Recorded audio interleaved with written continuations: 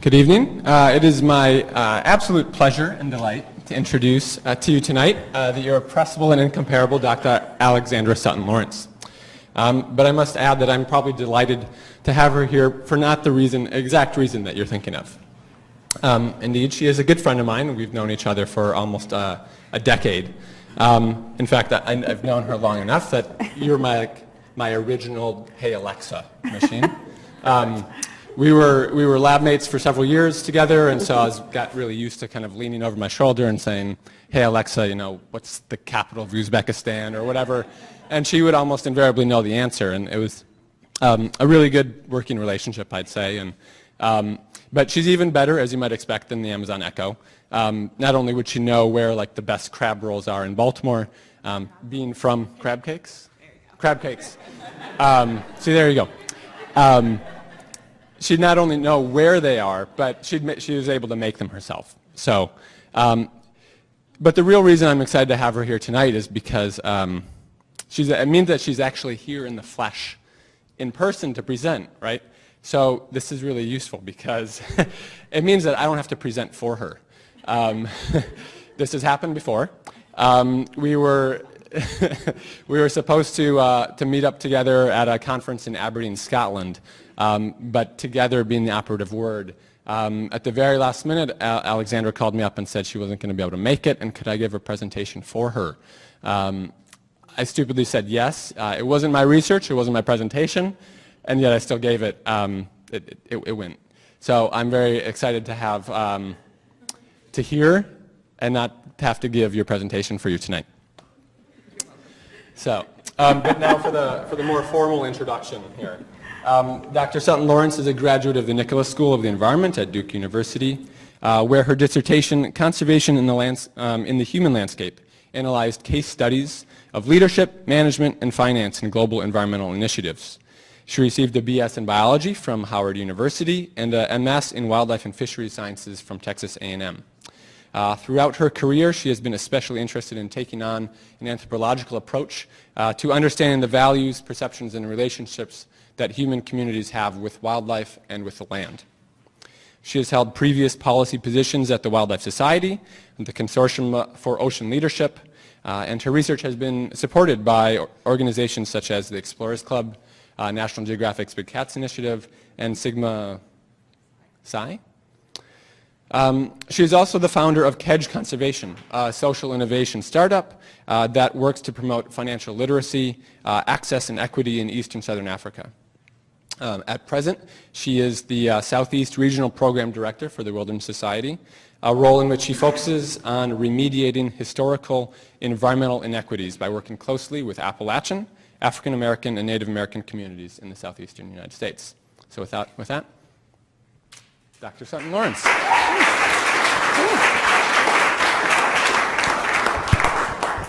All right, wow, rousing applause already, I appreciate that. I am not sure my mic will be working the whole time, but I think I'm loud enough and the room is small enough that you should be able to hear me.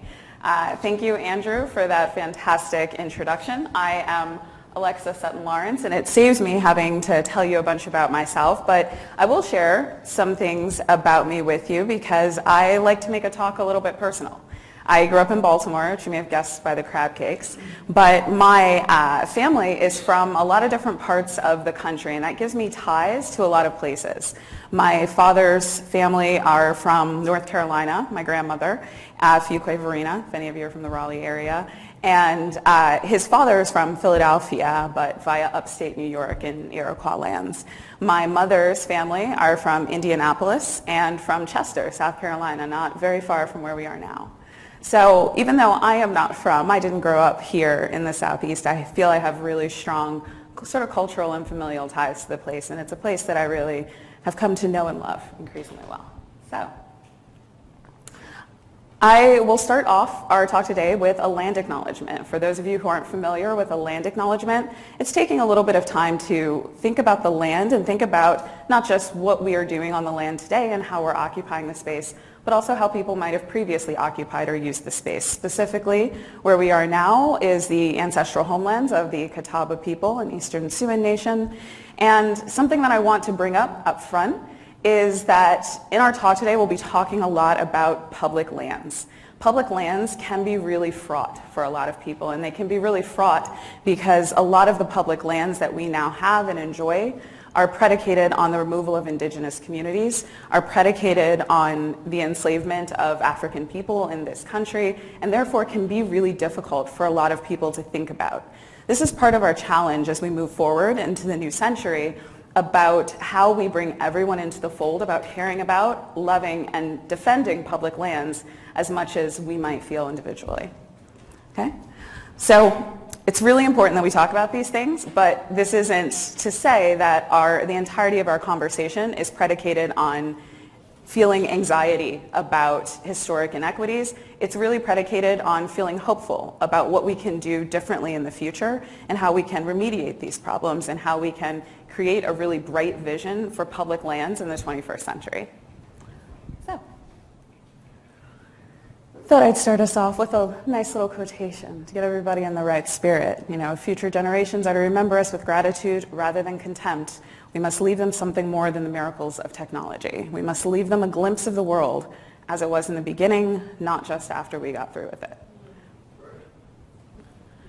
So, I'm going to spend a little time telling you about TWS, and then we're going to jump into what I do in the Southeast, what TWS is doing in the Southeast, and specifically the sort of meat of my talk today is mostly about new senses of belonging, inclusion, wildness, wilderness, and how these come together around human communities in the southeastern United States.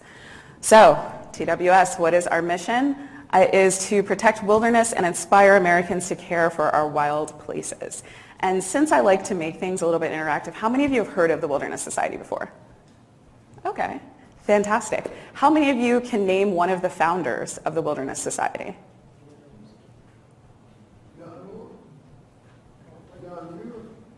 Nope, not quite. Very close, though.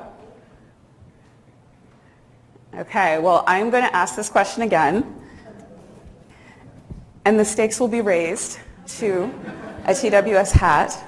So we will ask this question again at the end of the presentation, but I hope that you learn a little bit about TWS today as well as about what we do in the Southeast. All right, so I'll run you through sort of who we are as an organization, some of our values. Our first value, community and commitment. We are committed to the ideal that wilderness and all public lands can bring people and communities together. This is very important to us. This is important to the way that we work. We have a lot of conversations inside of TWS about what wilderness means and how we manifest it. What are the assumptions that we make? How do we exclude or include people in conversations about wilderness? And today I'm kind of going to be pulling back the veil a little bit for you so that you can have some of those conversations with me. Our next value, trust and collaboration. We forge trusted, respectful relationships. Just means we're nice to each other. And solutions in science. We are guided by science, learning and adapting to create enduring solutions for future generations. So we are very much a science-based organization. We do a lot of science at TWS, and we use that science to inform our policy activities and inform the decisions that we make and the directions that we take in our protection and preservation work. And so here you are. Those of you who are savvy are probably writing down the answer here.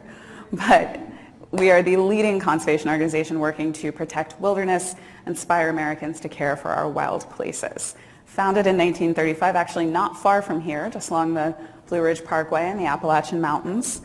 And we've led efforts to permanently protect a lot of wilderness, and we will do much, much more. Where are our federal public lands? So you probably, if you're not familiar, you're probably thinking to yourself, what is wilderness? What are public lands first and foremost? Let's take a look at a map. This is what our federal public lands look like. So to speak, you can see that we have a huge amount of federal public lands in the West, not as much in the East, but where we are, right down here in North Carolina and South Carolina, you can see just in that sort of southern Appalachian Blue Ridge region, and you can see just getting into that Piedmont area that we do have these big swaths, relatively big. Nobody, don't look at Utah. we do have these pretty big swaths of forests, and some of what we work on is A, protecting and preserving those places, and B, improving connectivity so that those little kind of islands of green that you see can get bigger by connecting to other places. So we'll jump into that a little bit more, but Fundamentally, what are public lands? Areas that are owned by you. They're owned by all Americans. We have about 618 million acres of them now, and these are the organizations and entities that help us manage them. Now, the Department of Interior has a really beautiful website that I will direct you to where they go into each different type of public lands and explain it, and I had set this up originally so that I could show that to you, but unfortunately technology did not cooperate today. So I will encourage you to visit this website on your own. Learn a little bit more about what different designations there are. We have national parks, national monuments, national seashores, national battlefields, wilderness, etc. The one that has been the focus of our work, of course, is wilderness. And wilderness is a particular designation that actually rests on top of other designations. It's one of the most stringent, most protective designations that we can put on land, and it restricts any kind of motorized use of that land. So no ATVs allowed in wilderness, no cars allowed in wilderness, it restricts road building, etc. And so we use that to protect the wildest places that we have in the United States. And that's an act that was passed in 1964, and so it's still fairly new. And so we are still always looking for or assessing, inventorying potential wilderness places, potential wilderness areas, and that's part of what TWS does as well. So, why do we love public lands? What are public lands good for? Public lands, what are they good for? All of these things, and I'm sure that I am preaching to the choir. You folks are all in here because you care about and love our environment and public lands, but they provide us an incredible amount of benefits, opportunities that make them invaluable to us. So, we looked at that big old pretty map of federal public lands and we saw that there was so much stuff happening out in the west. There were so many big swaths of land. So what happens in the southeast? Why do we care about the southeast? What matters here? So I'm going to break our work into 3 pillars today. The first pillar is going to be conservation. And I'm calling them pillars, but I almost hate to do that because they're so intertwined with each other. They're really like 3 parts of a braid. But the first part is conservation. And I've sprinkled in some extraordinarily beautiful pictures of our local landscapes because, come on, right? But why does the Southeast matter? Why is this important? I pulled just one slide here because this isn't the focus of my talk today. I have used just one image to convey to you the importance of our work in the Southeast, but there is so much more research and so much more that we know about the critical biodiversity habitats, the critical opportunities for connectivity, the critical climate resilience opportunities that are built into landscapes and ecosystems in the ecoregions here in the Southeast. This is why it matters. This is why this area needs your attention, needs your defense, needs your support. And so what does that look like from the role of me, from TWS's perspective? And I will freely tell you all that I have stepped into this role just about 13 months ago. So I'm still fairly new, so I'm always learning where there are new opportunities, where there are new needs, where there are new threats. And so as things emerge, and if you know of things, please come into conversation with me. I'm always happy to learn and talk. But how do we approach our work broadly for conservation in the Southeast? I sort of split our approaches into these direct protection approaches and slightly more indirect protection approaches. In direct approaches, we do things like designate new wilderness areas. That requires a big investment in community support building, in research undertaking, et cetera, before we can get those designated. We spend a lot of time advocating to legislators on behalf of communities and behalf of folks like you to introduce or support new laws and rules that will protect wilderness and wild space. And we resist harmful and unnecessary fossil fuel production, particularly when it takes place on public lands. And I'll talk a little bit more about that when we talk about the climate section. But there are also indirect ways that we advance protections in the Southeast. One of them is by supporting marginalized communities and indigenous sovereignty in this place. And I'll talk a little bit more about that as well. But essentially what we want to preserve are traditional relationships that people have had with land that have been protective, that have been sustainable. We also support citizens in engaging in activism and advocacy, and we spend a lot of time researching equitable transitions. At the same time that we look toward resisting harmful and unnecessary fossil fuel production, we also recognize that there are a lot of communities who are economically dependent on fossil fuel production, and it isn't fair to just yank that out from them. And so we look at ways that we can help communities transition into new economies, new types of energy production. So how do we do this work? I'll go a little quickly through this.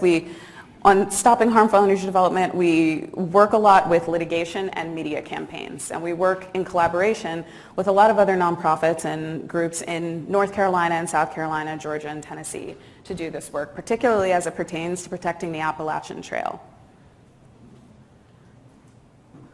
We also, as I mentioned before, spend a lot of time in conversation with legislators. We build relationships, we take time, we really try to understand their perspective, their constituents, what they're worried about, what they need, and we try to sort of blend that into ways that we approach asking for their support and protection.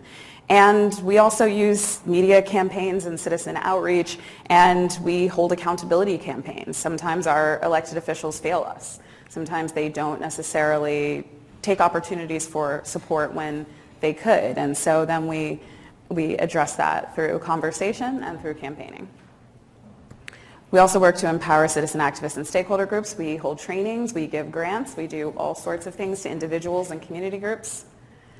And we run collaborative research projects, and these are really important, like I said before, for understanding exactly what's happening in the Southeast, where are the opportunities, what's being impacted immediately by climate, by coastal erosion, by multiple different land use changes, et cetera.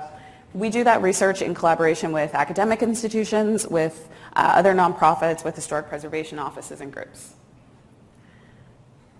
So, the second big part of the braid, the second part of the way our work comes together, is really in thinking about culture and thinking about humans. So we talk a lot about these landscapes and these ecosystems that we have to protect, that provide us these services, that do these things for us. Where are people in this picture? Right? And so people are here. So it's a lovely fancy dancer. I love this quotation from the UNESCO World Heritage Convention because of this language, that there are these places, these landscapes that express a long and intimate relationship between peoples and their natural environment. I think that's a really beautiful way of describing what we realize as we work in wilderness. And so this is some of where the veil comes back. It's very easy to think about wilderness as these places that are pristine, that are untouched, that are untrammeled, but so much of wilderness has a human history to it. And where that human history is tied to living cultures, is tied to people and communities, we have to grapple with that. We have to respect that. We have to bring that to the forefront, to name it, and to weave it into our sustainability plans. And so we find ourselves asking these kinds of questions all of the time as we talk about our work, as we talk about protect not just wilderness, but all protected areas in the United States, as we talk about wildness, wild places. What is wild? What is civilized? What is pristine? What do these words mean? What are they loaded with? Who determines which places matter? And how has that changed or shaped the places that we've paid attention to? On a micro scale, I gave you the example of saying that within my organization, we tend to look a lot at these big lands in the West, but what about the Southeast? If there's no one to speak for the Southeast, does the Southeast get noticed? So who is determining which places matter in a sort of grand scale when we talk about areas that deserve protection in the United States? And then how do the restrictions we put on land impact cultures and communities differently? If you are from a community that was harvesting in a place that becomes a national forest versus if you were from a community that wasn't, how are you differentially impacted? And what does that do to the way that you feel about wild places or parks or forests down the line? How does history shape our understanding of land and place? How does it shape the things that we assume about where we belong, where people belong, where others belong? And where do people belong, right? Not just people writ large, but us as different groups. Where do North Carolinians belong? Where are the lines? And who gets to set those? What does pristine wilderness mean? This is an ongoing big conversation. Because when we use these terms, this idea of pristine wilderness, often what we're saying is that we are referencing a romanticized ideal of a place that may have never been pristine in any meaningful sense of the word. It's a place where people have always lived. And when we describe it as a place that was untouched or untrammeled, we're erasing a history of people who were there. And so all of this kind of then often leads into questions about whose land is it, right? Who, even when we talk about public lands, who feels welcome there? Who has access to it? Who can physically get to it? How does that shake out and how does that reflect differences in our culture by economic status, by geographic regionality, by age, by ethnicity, by all kinds of variety of things? So who do public lands belong to, right?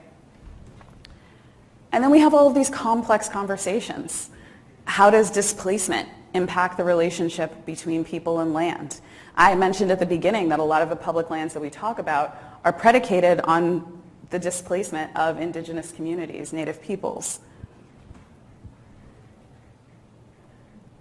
The forced removal, the forced transportation of people for enslaved labor. How does that change people's relationship to place and land? How do people forced to a new place reattach to place and to land? How does that happen? What are the complexities of it? And how does that cascade into the way that people think about home or place or land generations later? And then when there are repeated displacements of people, how does that change people's interest in land preservation, people's connection to wilderness preservation? Does it strengthen it because people have a cultural longing for something that they miss? Does it weaken it because people become distant? A lot of these questions are only now beginning to be asked in the wilderness space. So we're only now really being able to dig into how people relate to wilderness and land. And then how do concepts of race, power, citizenship change the relationship to land? Who can legally own land? Who is allowed to belong to the land? Who is allowed to work land? Who is forced to work land? Who is excluded from land? Who is excluded from citizenship? And so how does all of this change the way that individual people and then communities and then cultures might relate to the concepts that we take for granted? Everybody loves parks, right? But what does that mean when we really dig down and ask ourselves these questions? So I have a second hat. We're going to take another little interactive break here. Second hat for the first person who can name the lady in this photograph here. His hand went up first. It's yours. There you go. Okay. You got to raise your hand, all right? There's order, okay? Beautiful. And who can name the people in the photograph there on the left? None of you should be able to. That's my great aunt. If you could, that would have been really creepy. But so, you know, when we look at this photograph, we look at 4 different groups of folks. We are looking here at a Southern plantation owner. We're looking here at Harriet Tubman, who, of course, operated the Underground Railroad for many, many years.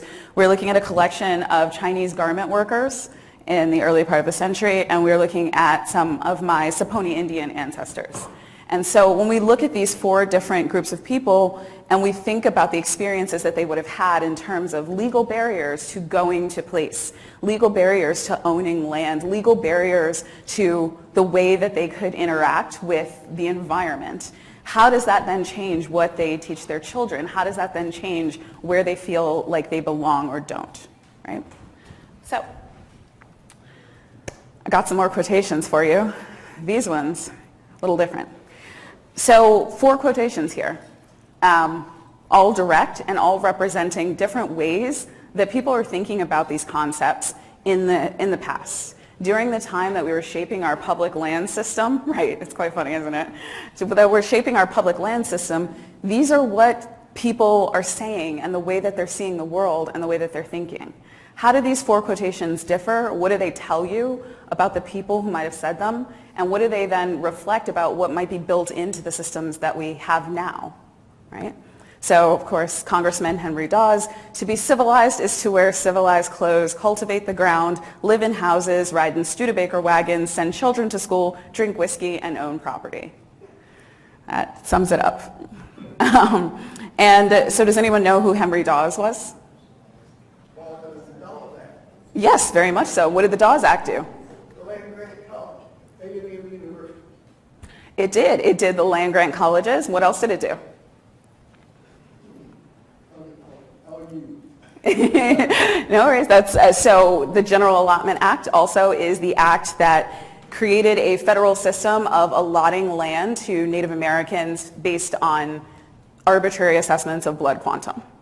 And so this was part of Dawes' sort of grand vision to civilize other people in the country because he wanted them to, I don't know, I guess increase whiskey sales. But here's another. President Andrew Jackson in his second annual message to Congress.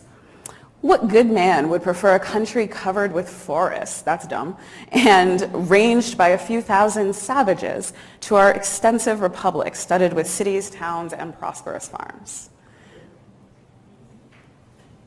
You can see where these kinds of thinking had significant weight at the time and really started to shape the way that people were thinking about public land, about private land, about whether property ownership should trump collective good, about who counts as a citizen, who is civilized, who is a savage, etc.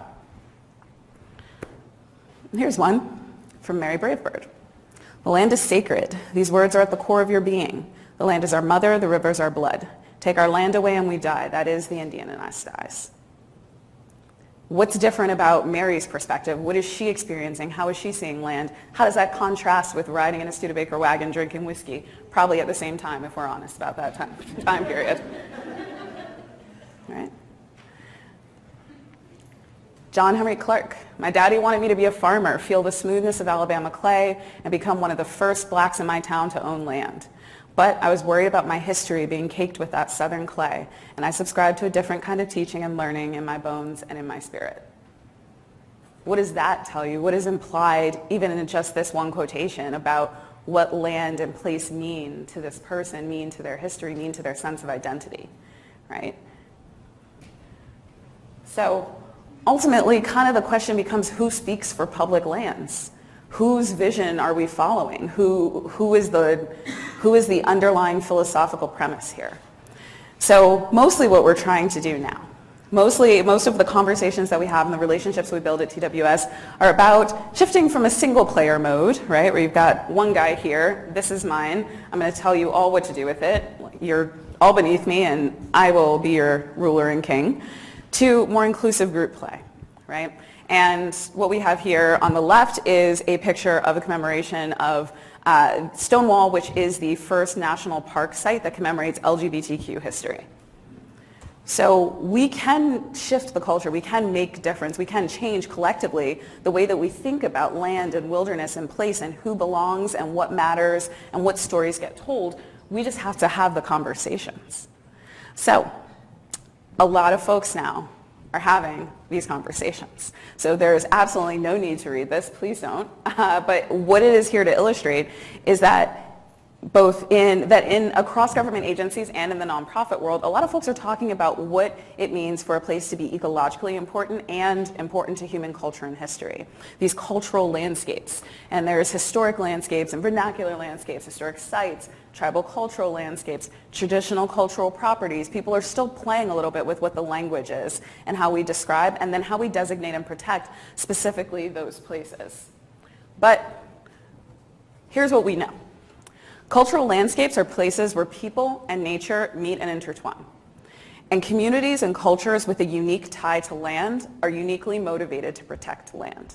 When the land is part of who you are and part of your identity, you will fight tooth and nail to defend it.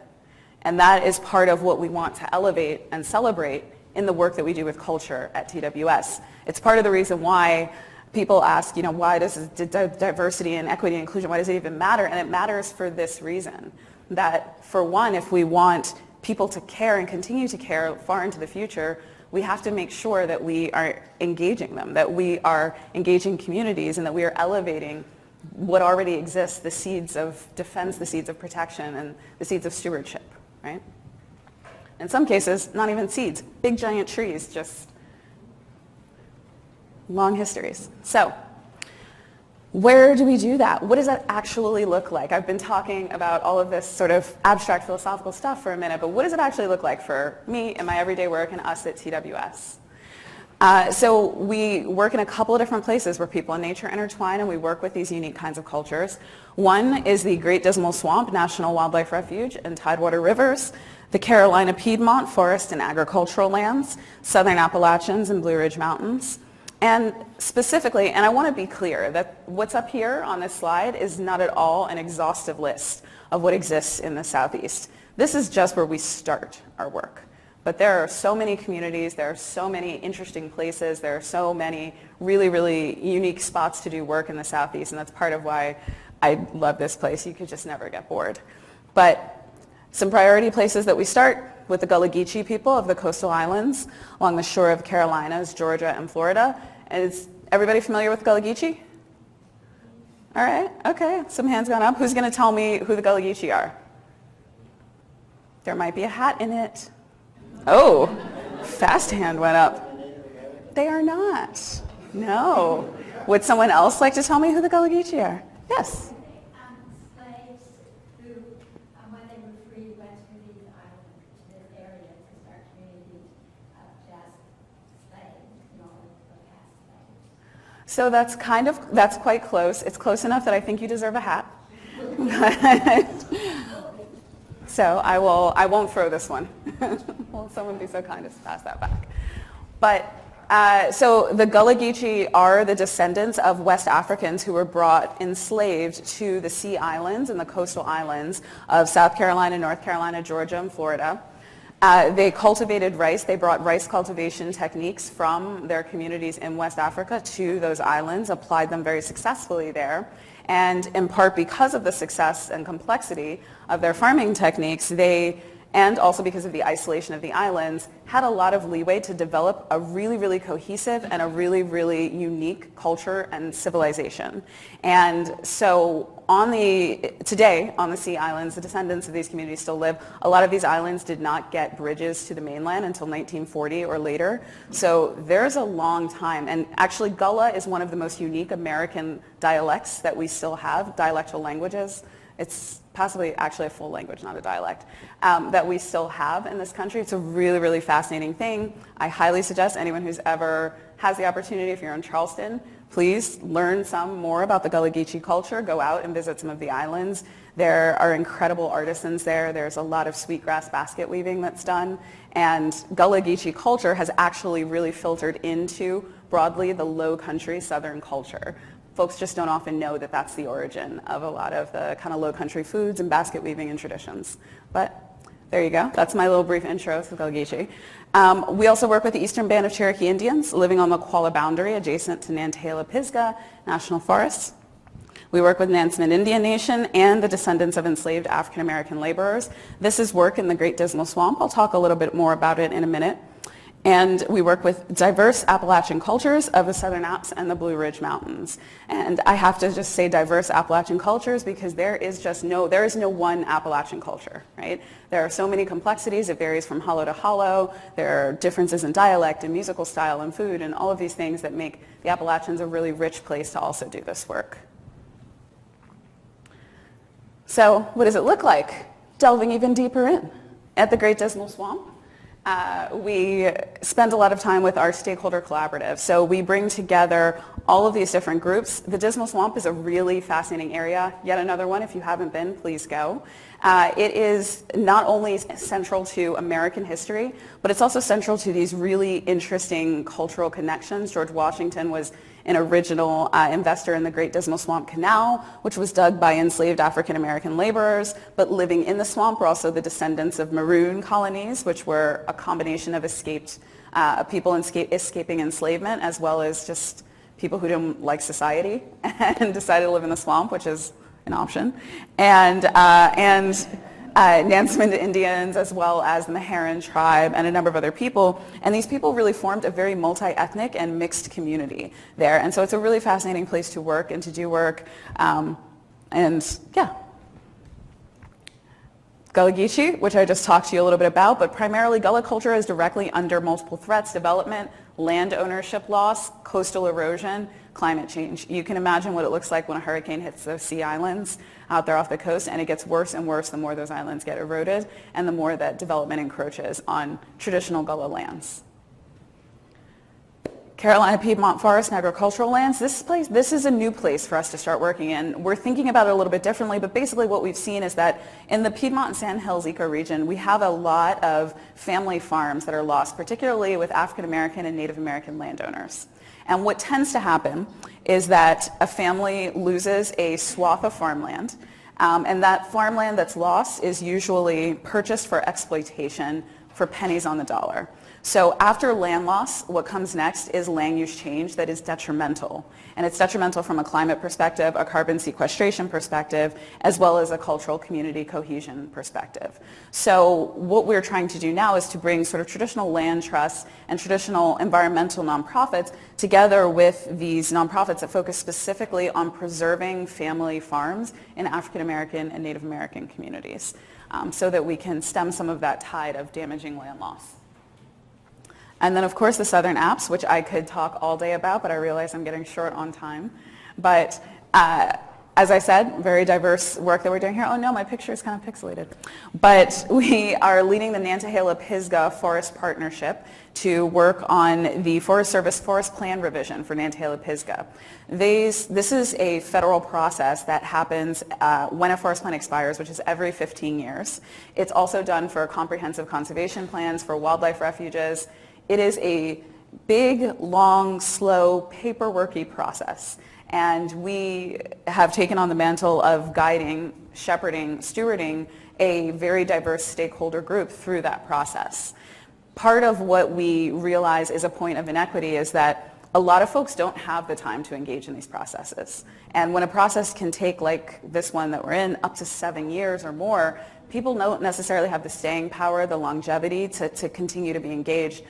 But we do, right?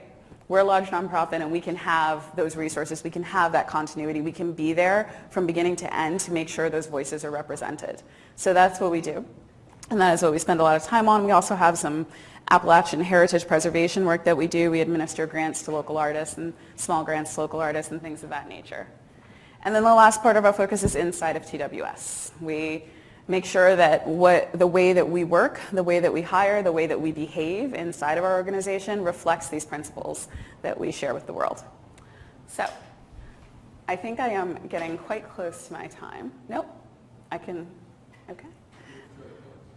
I have so many other things. Okay, so doing this work is complicated sometimes. It's different. It's not just a traditional ecology project. It's not just get out there, measure it, put a ring around it and get it protected. It requires a different set of behaviors, a different set of sometimes values and skills.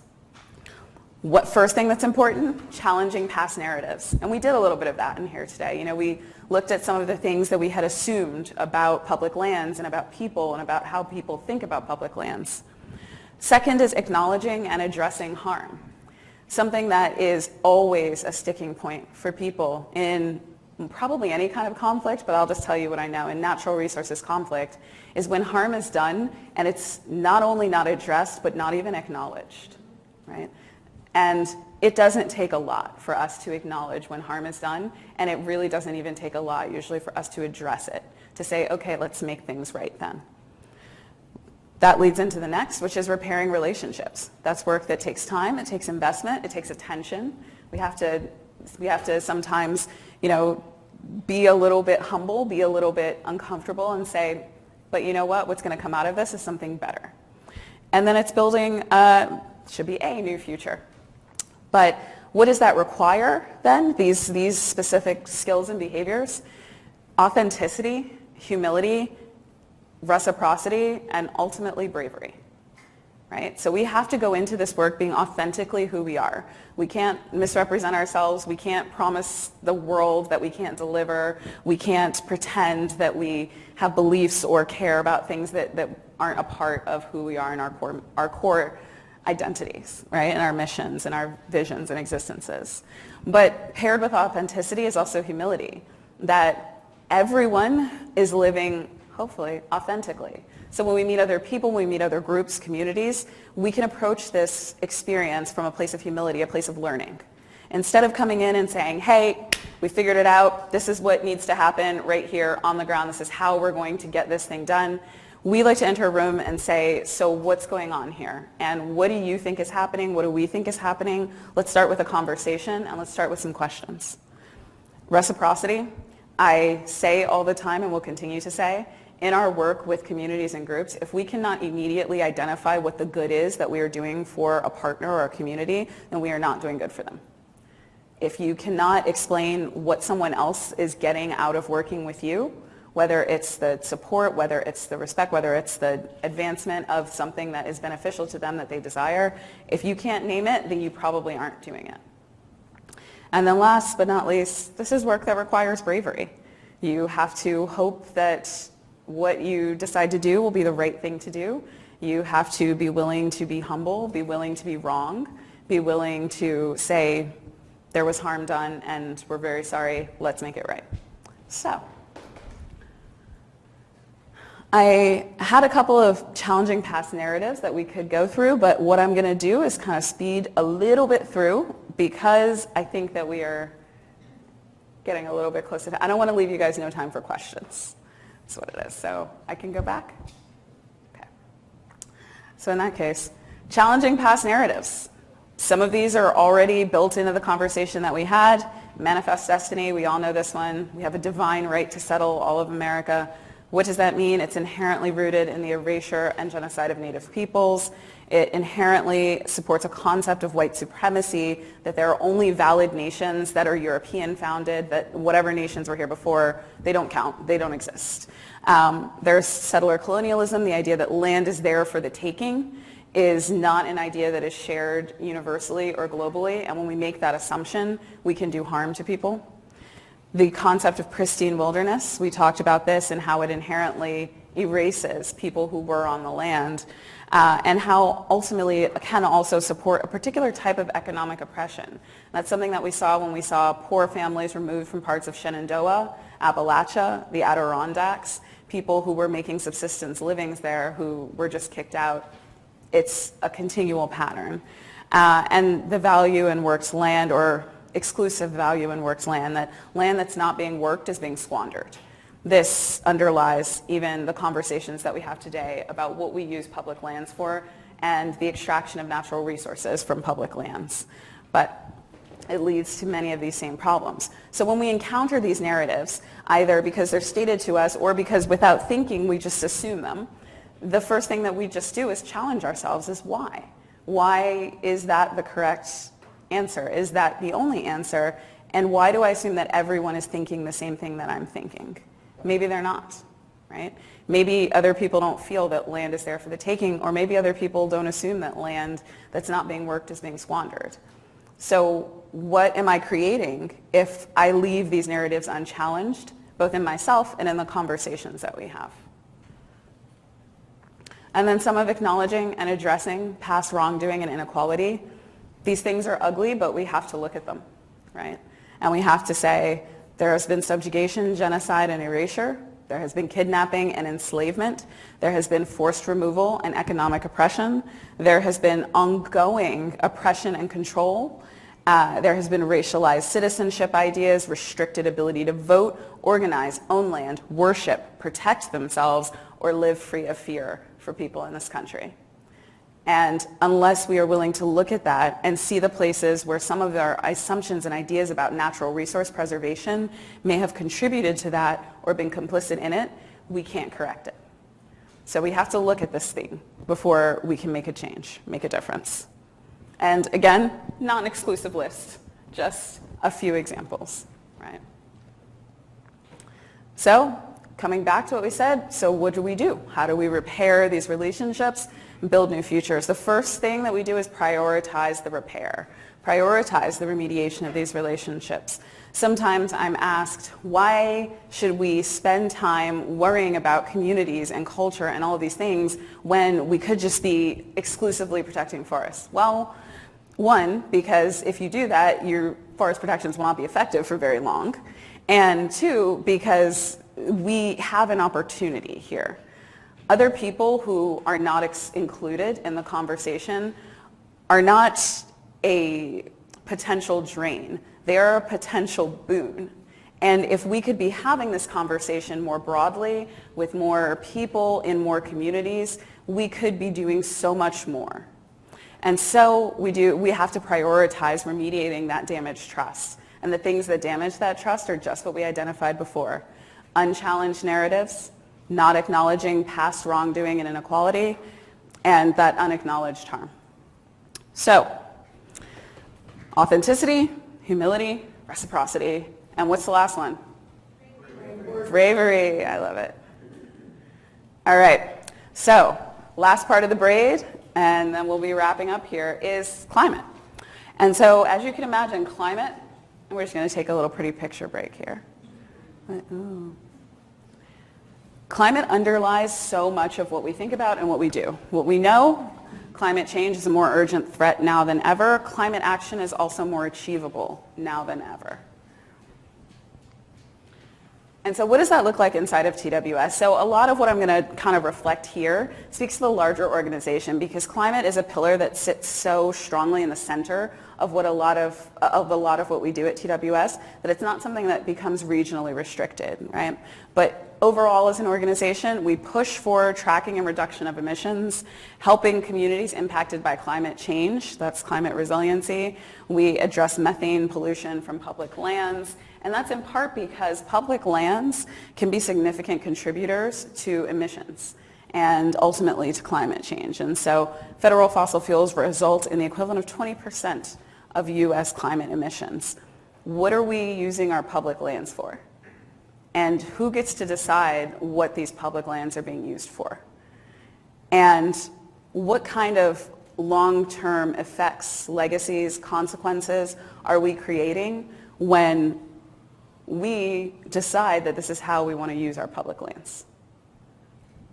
So we also have tremendous opportunity in our public lands. There's an opportunity for them to be part of the climate solution, for them to be a place where instead of using methods of natural resource extraction, we're using sustainable methods of energy production. We can prioritize renewables on public lands and anticipate that we could use about 700,000 acres of them to do these kinds of things. So how does TWS respond to this information? One, we continue to support research in this area. We continue to support, of course, policies that will advance renewable energy future, that will limit the expansion or ongoing production of fossil fuel energy. We run campaigns, our Too Wild to Drill campaign, which I believe there's some stickers back there. Everyone please take some stickers. I have 300. We have our Too Wild to Drill campaign. We have our Experience the Arctic Refuge campaign, which if you are by chance in New York, DC, or San Francisco sometime in the next week, it is a massive installation where you can literally walk in and feel like you're in the Arctic Refuge. And you go and there's this beautiful place and it smells like caribou somehow. I don't know how they did that, but it smells like caribou and it's cold and it's beautiful and there's the northern lights. And then there is an opportunity for you as the immersed participant to make a decision about what happens next to the Arctic Refuge. And do you permit fossil energy production, or do you resist it? And it will present you all different kinds of incentives. Oh, you could have $10 million if you sign this paper now, right? But then, based on the decision that you make, the experience changes, right? And so if you decide, for example, to permit fossil energy development, then the smells change, and instead of cold wind and caribou, you now get gasoline, and you get really loud noises. You get the grinding of trucks, and you get all of these different kinds of sounds and changes. So anyway, if you happen to be in the area and can experience it, highly recommend. But So what happens next? So I will very quickly, because I'm getting the wrap-up sign, sorry. We continue this fight. We continue to do this work through 2019. In 2020, as you know, it will be an election year. We anticipate that it will be challenging to make significant strides, so we are pushing really hard to get things done before folks go on break, the legislators, at the end of 2019. But we will continue, particularly in the Southeast, through 2020 and into 2021 to be very active in the administrative processes. So those forest plan revisions, the comprehensive conservation plan revisions, our community work and our cultural work are really going to be leading the way over the next year. So I'm really excited to be in this role. I am excited to be here with you guys today, and I am looking forward to protecting our wild. So thanks, everybody.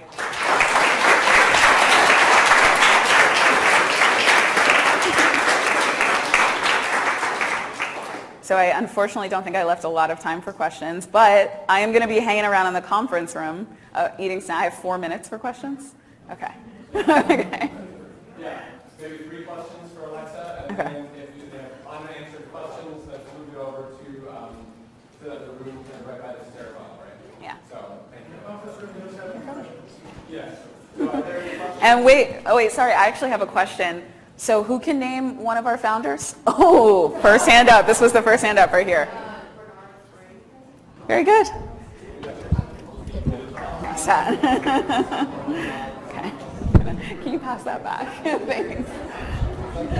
All right. Okay, but questions from the audience. And do you know what, sir? I'm actually going to give you a hat as well because you were just such a good faith participant in all my questions. So.